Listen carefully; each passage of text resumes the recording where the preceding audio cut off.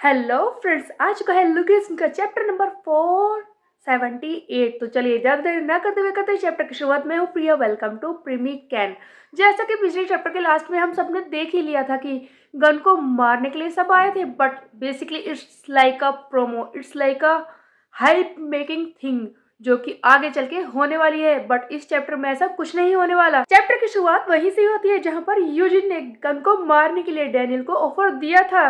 तब यूजिन कहता है कि देखो डैनियल, मैं जानता हूँ कि तुम दोनों के बीच में टीचर एंड स्टूडेंट्स वाली रिलेशनशिप है, उसी ने तुम्हें सिखाया है, ये बात भी मैं अच्छी तरह से जानता हूँ। यही एक चीज तो है जो मैं देखना चाहता हूँ कि तुम उसके खिलाफ खड़े हो सकते हो या नहीं, तुम इस रिश्ते को तोड़ सकते हो या नहीं, और इसीलिए मैं चाहता हूँ कि तुम गन को खत्म करो। इसके बाद वाले सीन में हमें दिखाया जाता है कि मैंडियोक यूजिन से पूछता है कि क्या तुम सचमुच डैनियल पार्क से हाथ मिला रहे हो, लेकिन ये बताओ कि उसे तुमसे क्या चाहिए, वो तुम्हारे साथ क्यों जुड़ना चाहता है और तुमने उससे क्या मांगा है, ऐसा क्या है जो तुम्हें उसके साथ जुड़ने से मिल जाएगा।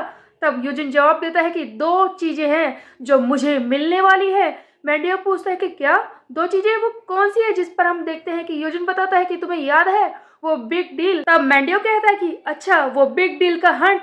तब ये यूजिन जवाब देता है कि हाँ वही, तुम्हें याद है जब सब कुछ खत्म हो चुका था, पुलिस वाले सबको पकड़ कर ले जा रहे थे, उसी वक्त डैनियल पार्क को भी पुलिस ने अरेस्ट किया था, लेकिन तभी एक पावर जिसने डैनियल को अचानक से छुड़वा लिया। आखिरकार उसके पीछे कौन था, कौन ऐसा है जो उस पुलिस को कंट्रोल कर सकता है जिसे मैं कंट्रोल कर रहा था, ऐसा कौन है जो मुझसे भी ज्यादा ताकतवर है, मैं उसी पावर से मिलना चाहता हूँ। सो बेसिकली यहाँ पर ये बात कर रहा था जेके डैड की। जेके डैड ने ही उस वक्त डैनियल को छुड़वाया था पुलिस से, और ये यूजिन उन्हीं से मिलना चाहता है ताकि उनके साथ मिलकर चार्ल्स चोई को खत्म कर सके। पहली शर्त के मुताबिक तो यही लगता है कि ये डैनियल का यूज करके अपनी ताकत को और ज्यादा बढ़ाना चाहता है और जेके डैड के साथ जुड़ना चाहता है। उसके बाद हम देखते हैं कि यूजिन दूसरी बात बताता है कि तुम्हें पता है गन जिसे मुझे खत्म करना होगा, अगर मुझे चार्ल्स चोई को भी खत्म करना है। और बात यह है कि गन के बारे में कोई भी सही तरीके से नहीं जानता, इवन ये बात भी नहीं जानता है कि वो कहाँ पर रहता है।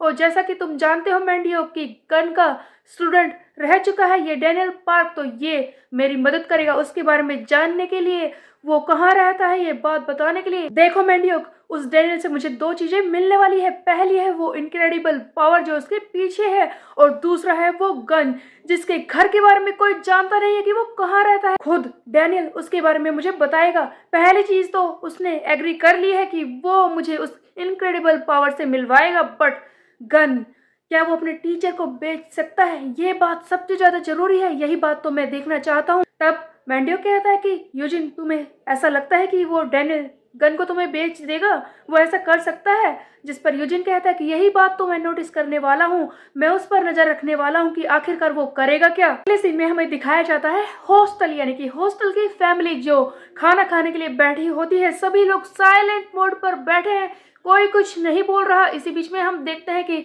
सैली को अचानक से गुस्सा आ जाता है, वो टेबल पर जोर से हाथ मारती है और कहती है कि तुम वहां पर क्या कर रहे हो, जल्दी से इधर आओ खाना खाने के लिए। वास्को, तब वास्को जो दूर बैठा था वो कहता है कि नहीं, मैं ऐसा नहीं करने वाला, मुझे हॉस्टल फैमिली को प्रोटेक्ट करना है, मैं यहीं पर रहूंगा। वास्को आगे कहता है कि देखो, मैंने एलिजंग से प्रॉमिस किया है कि मैं हमेशा हॉस्टल को प्रोटेक्ट करता रहूंगा और इसीलिए मैं यहाँ पर बैठा हूँ। सैली चिल्लाती है कि तुम अगर इस तरह से बैठे रहोगे तो हम सबको अनकंफर्टेबल महसूस करवाओगे। तुम लोग देख रहे हो ये क्या कर रहा है, आखिर क्या है यहाँ पर प्रोटेक्ट करने के लिए? मैंने तो सुना है कि ये सब लोग वर्कर्स के साथ जुड़ गए हैं, उसके बाद भी ये हमें प्रोटेक्ट करने की बात कर रहा है। यू, तुम मान जाओ, यहाँ पर आ जाओ, कम से कम एलिजेंग तुम ही इसे समझाओ कि ये यहाँ पर ऐसे कुछ ना करे। सैली बार बार चिल्ला रही है कि एली तुम ही इसे रोको। उधर हम देखते हैं कि वह उसको किसी की भी बात नहीं सुन रहा, बार बार यही बातें रट रहा है कि मुझे बचाना है हॉस्टल को, मैंने एलिजेंग से वादा किया है, मैं यहाँ से नहीं हिलूंगा, मुझे पूरे हॉस्टल को प्रोटेक्ट करना है। अब एली और ज्यादा सफर नहीं करेगा, वो बिल्कुल भी परेशान नहीं होगा, अब एलिजेंग और ज्यादा दुखी नहीं होगा। एलिजेंग ये सारी बातें दूर खड़े होकर सुन रहा था। उसके हाथ में उसकी बेटी येना भी होती है जिसके साथ वो हैप्पी है। वास्को की बातों को सुनकर पहली बार एलिजेंग के मुंह पर एक खुशी वाला लम्हा दिखाई देता है, इसे सुकून सा महसूस हो रहा है। वास्को बार बार यही कह रहा है कि मैं पूरे हॉस्टल को प्रोटेक्ट करूंगा, मैंने एली से वादा किया है। इसके अलावा मेरे साथी यानी कि पूरी बर्नकल्स गैंगडोंग को प्रोटेक्ट करेगी। हम देखते हैं कि पूरी बर्नकल्स की टीम लगी हुई है गैंगडोंग को प्रोटेक्ट करने के लिए, क्योंकि वास्को ने एलिस से प्रॉमिस किया है। जेस चिल्ला रहा है कि तुम लोग यहाँ पर क्या कर रहे हो, जाओ अपने घर पर, लेकिन वास्को के साथ ही है कह रहे हैं कि जेस हम यहाँ से नहीं जाएंगे। वास्को ने कहा ना कि हम गैंगडोंग को प्रोटेक्ट करेंगे तो मतलब करेंगे, चाहे हम वर्कर्स के साथ जुड़ चुके हो या नहीं। उधर जेस इनके सामने भीख मांग रहा है कि प्लीज जाओ यहाँ से। तब बर्नकल्स के बाकी साथी कहते हैं कि तुम्हें पता है कितना वक्त हो गया, हमें दिखाया नहीं गया, इस कौमी का जान भी चेंज हो चुका है, तुम्हें लगता है कि हमें यहाँ पर अपने सीन नहीं दिखाने चाहिए? हाँ, हम यहाँ से कहीं जाने वाले नहीं हैं। और उधर सैली इन सारी बातों से परेशान हो जाती है और कहती है कि ये क्या हो रहा है, ये वो सपना नहीं है जिसे मैंने सोचा था, ऐसा नहीं हो सकता। तब हम देखते हैं कि एमी एंड नतेल यहाँ पर आ जाती हैं, जो आपस में बात कर रही हैं कि तुम ही बताओ, मैं नहीं बता सकती, तुम ही बताओ। जिस पर सैली पूछती है कि तुम में से कोई बताएगा यहाँ पर क्या चल रहा है। तब एमी बताती है कि देखो मॉम, मैं ये जानना चाहती हूँ कि क्या हम दोनों अब स्कूल नहीं जा सकते।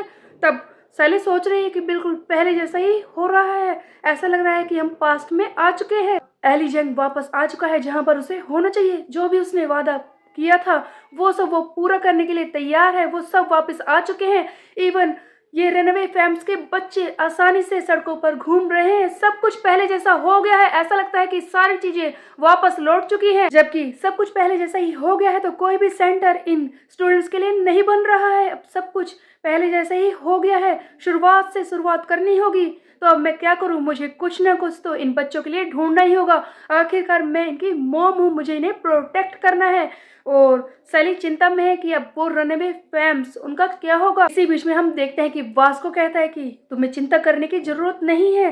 तब सैली कहती कि क्या कहा। तब वास्को कहता है कि हाँ, चिंता मत करो, जो वर्कर्स ने सेंटर नहीं बनाया था वो अच्छी तरह से बन रहा है, मेरे साथी उसे जल्दी ही पूरा कर देंगे। तो बेसिकली वास्को वो सेंटर बना रहा है रनवे फैम्स के लिए, जहां पर वो जाकर अच्छा कुछ कर सकते हैं, शायद पढ़ाई भी कर सकते हैं। एलियन सैली दोनों ही चिल्लाते हैं कि वास्को हमें बताओ कि उस सेंटर को कौन बना रहा है। मैं जानता हूँ कि वर्कर्स तो ऐसा नहीं करने वाले, वो बिल्डिंग अधूरी है, उसे कौन पूरा कर रहा है, कौन इतने ज्यादा पैसे लगा रहा है, हमें इसी वक्त बताओ। तो वास्को कहता है कि उसे कोई ऐसा बना रहा है जिसने मुझसे वादा किया है कि ये एक सीक्रेट रहेगा। तभी हम देखते हैं कि जेस का एक सीन दिखाया जाता है जहां पर वो झुककर कह रहा है कि वास्को तुम कैसी शैबी जगह पर आ गए, तुमने सारे बर्नकल्स को बचा लिया, तुम इतने सारे बच्चों के फ्यूचर को बचा रहे हो, ये सेंटर की बिल्डिंग बनवा कर इतना सारा पैसा यहाँ पर खर्चा हो रहा है। इवन बर्नकल्स की टीम खुद यहाँ पर काम कर रही है, क्या बात है, तुमने तो बर्नकल्स को बचा लिया, सारे बच्चों के भविष्य को बचा लिया है, वो सड़कों पर आराम से घूम सकते हैं ये रनवे किड्स। मुझे ऐसा लगता है कि ओनर आपको ये काम खुद नहीं करना चाहिए, और इस बिल्डिंग का ओनर कोई और नहीं जे होंग होने वाला है। जे इस बिल्डिंग में पैसे लगा रहा था रनवे बच्चों के लिए, इसके पास तो बहुत सारे पैसे हैं, सब जानते हैं। देखते हैं कि जे का वो बटलर कहता है कि सर मुझे आप पर बहुत ही ज्यादा प्राउड हो रहा है, आपने आज बहुत ही अच्छा काम किया है, मैं तो सोच ही नहीं सकता था कि आप इन पैसों का इस तरह से इस्तेमाल करेंगे। फादर की हेल्प लिए बिना, उन्हें बताए बिना आप बहुत ही अच्छा कर रहे हैं, मेरी आंखों में तो आंसू आ रहे हैं। ये हम देखते हैं एक सीन जहां पर जैक एंड जोहान बैठे होते हैं। जोहान कहता है कि क्या जे ने ये सब किया है, जे हॉस्टल की मदद कर रहा है, जे बिल्डिंग बनवा रहा है। तब जैक कहता है कि हाँ ये सच है, वही सब कुछ कर रहा है, इसके अलावा उसने एक डोनर ढूंढ लिया है तुम्हारी माँ की आंखों के ऑपरेशन को करवाने के लिए, वो सचमुच सभी की हेल्प कर रहा है। बेसिकली डोनर तो मिल गया है, लेकिन सर्जरी के लिए एक प्रॉपर डेट चाहिए, और जिस दिन वो डेट आ जाएगी तुम्हारी माँ का ऑपरेशन हो जाएगा, वो फाइनली देख पाएंगी। तो जोहान तुम्हें ऐसा नहीं लगता कि अब तुम्हें अपनी मॉम से मिल लेना चाहिए, वो देखने लगेंगी और सबसे पहले वो तुम्हें ही देखना चाहेंगी, तुम्हें ऐसा नहीं लगता। तभी हम देखते हैं कि जोहान वहां से उठकर जाने लगता है। जैक पूछता है कि जोहान तुम क्या कर रहे हो, क्या तुम अभी भी उनसे मिलना नहीं चाहते। तब जोहान कहता है कि जैक तुमने अभी तक जो कुछ मेरे लिए किया है उसके लिए बहुत ही थैंक यू, और बस कुछ ऐसा है जो मुझे करना है, यहाँ पर कुछ ऐसी चीजें हैं जो मुझे करनी है, अभी वो सही वक्त नहीं आया है उनसे मिलने का। इसी बीच में एक फ्लैशबैक का सीन दिखाया जाता है जहाँ पर जिनयंग कह रहा है जोहान सियोंग से कि मुझे तो सचमुच यकीन ही नहीं आ रहा कि सबसे ज्यादा मेहनत तुम्हें कंट्रोल करने में मुझे करनी पड़ेगी, ये तो मैंने सोचा ही नहीं था। तुम इतनी ज्यादा इनक्रेडिबल फाइटर हो गई, ये बात भी मैं सोच नहीं सकता था। इवन तुम देख नहीं सकते सही तरीके से, उसके बाद भी इतनी खतरनाक तरीके से फाइट करते हो। इवन तुम स्ट्रोंगर हो और खतरनाक हो, ये बात बाकी सब भी जानते होंगे और तुम खुद भी। लेकिन ये अजीब नहीं होगा कि तुम देख ना पाओ? तब जोहान सियोंग कहता है कि मैं जानता हूँ कि मेरे लड़ने से मेरे ऊपर क्या असर हो रहा है। हो सकता है कि इसी वजह से मैं देख ना पाऊँ, हो सकता है कि मेरी आंखें हमेशा के लिए चली जाएं, लेकिन मैं उस इंसान को नहीं छोड़ूंगा। एक इंसान ऐसा है जिसे मैं खत्म करके ही रहूंगा। वो गन मेरे हाथों से मारा जाएगा। उसे खत्म करने के बाद चाहे मेरी आंखें चली ही क्यों ना जाए, मुझे इस बात से फर्क नहीं पड़ता, बस उसे मुझे मारना है। इसी बीच में हम देखते हैं कि जिनेंग कुछ ढूंढने लगता है, जिस पर जोहान कहता है कि तुम क्या कर रहे हो। तब हम देखते हैं कि जिनेंग कहता है कि वो चीज मैंने पता नहीं कहाँ रख दी, हाँ फाइनली ये मिल गई, ये लो, और इसकी तरफ कुछ फेंकता है। तब आगे जिनेंग कहता है कि अगर तुम्हें सचमुच उस आदमी से रिवेंज लेना है तो मैं तुम्हारी मदद करूंगा। इसे आंखों में डालने के बाद तुम टेम्पररीली थोड़ी देर के लिए देख पाओगे बिल्कुल नॉर्मल तरीके से, और तुम बदला लेने के लिए इतने तड़प रहे हो तो देख लो, मैं तुम्हारी मदद जरूर करूंगा। इवन इस हॉस्पिटल में सरवाइव करने के लिए भी तुम्हें इसकी जरूरत पड़ेगी। जोहान इस बात पर हैरान हो जाता है और कहता है कि तुम मुझे ये क्यों दे रहे हो। जिस पर जिनियंग कहता है कि ऑफ कोर्स तुम्हें इस हॉस्पिटल में रहना होगा, मैं तुम्हें यहाँ से निकलने देने वाला नहीं हूँ, बट अगर तुम भागना चाहते हो यहाँ से तो तुम्हें अपनी आंखों की जरूरत पड़ेगी, और इसीलिए मैं तुम्हें ये दे रहा हूँ। लेकिन तू वो कर नहीं पाएगा क्योंकि मैं तुझे ऐसा करने नहीं दूंगा। हम देखते हैं कि जिनियंग बहुत सारे इंजेक्शंस जोहान को लगा देता है इसे दोबारा से बेहोश करने के लिए। आखिरकार इसकी ये साइको पर्सनैलिटी एक तरफ उसकी मदद कर रहा है और दूसरी तरफ उसे बेहोश भी कर देता है। तब हम देखते हैं कि जोहान सियोंग के हाथ में अभी भी वो ड्रॉप है, जिसे देखकर ये कह रहा है कि गन तू रुक जा, मैं आ रहा हूँ, अब मैं तुझे नहीं छोड़ूंगा। नेक्स्ट सीन में हम देखते हैं चियोंग ताइजिन को, जो कहता है कि ठीक है मैं समझ गया, मैं ये कर दूंगा, ठीक है मैं तुमसे थोड़ी देर में बात करता हूँ। एक्चुअल में ये किसी से फोन पर बात कर रहा था, और उधर जोंगू जो पीछे खड़ा है वो ये सोच रहा है कि आखिरकार ये किसी को फोन कर रहा है। जोंगू आगे कहता है कि इसने मुझसे कहा था कि ये मुझे किसी से मिलवाना चाहता है, तो आखिरकार ऐसा क्या है जो मुझसे छूट रहा है। ऐसा हो सकता है कि मुझसे कोई छूट जाए, नहीं मैं वेट नहीं करने वाला। हम देखते हैं कि ये कान लगाकर सुनने लगता है कि चियोंग ताइजिन क्या बात कर रहा है। तभी हम देखते हैं कि गो किम बीच में ही बोल पड़ता है कि हे हेलो तुम जो भी हो, मैंने तुम्हारे बारे में काफी सुना है, ताइजिन ने मुझे तुम्हारे बारे में काफी कुछ बता दिया है, तुम मुझसे मिलने आ रहे हो, मैं हूँ गो किम। हे ताइजिन, क्या ये मेरी बात समझ पा रहा है? ये कुछ बोल क्यों नहीं रहा? तुम कुछ बोल क्यों नहीं रहे? क्या मुझे स्पेनिश में बोलना होगा?